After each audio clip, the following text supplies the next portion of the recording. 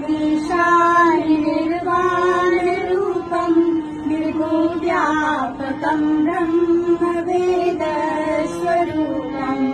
अजं निर्गुणं निर्विकल्पं निरीहं चिदाकाशमाकाशवासं भजेऽहं निराकारमोकारमूलं तुरीयं निराज्ञानकोटितमीशं गिरीशं करालं महाकालकालं कृपालं गुणागार संसारपारं नतोऽहं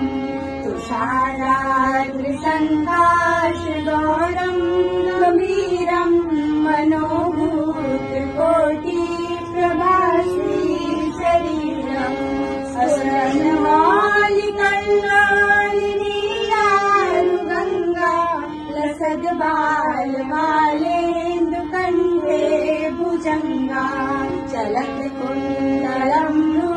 सुनेत्रं विशालं प्रसन्नाननं नीलकण्ठं दयालं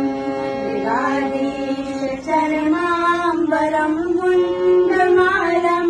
प्रियं शङ्करं सर्वनाथं भजामि प्रचण्डं प्रकृष्टं प्रगल्भं परेशम् अखण्डम् अचम्भानुकोटिप्रकाशम् शूलनिर्मूलनं शूलपाणिं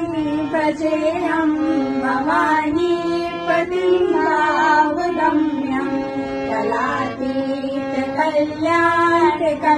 कलातीतकल्याणकारि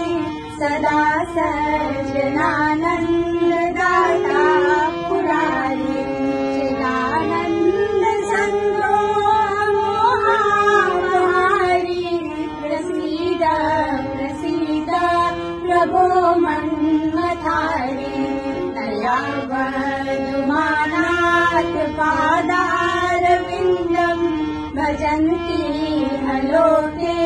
परे वानराणाम् सुखं शान्ति सन्तापनाशम् प्रसीद प्रभो सर्वभूताधिवासम् न जानामि योगं जपं नैव पूजा नतोऽहं सदा सर्वदा सम्मुतोऽहं चराचर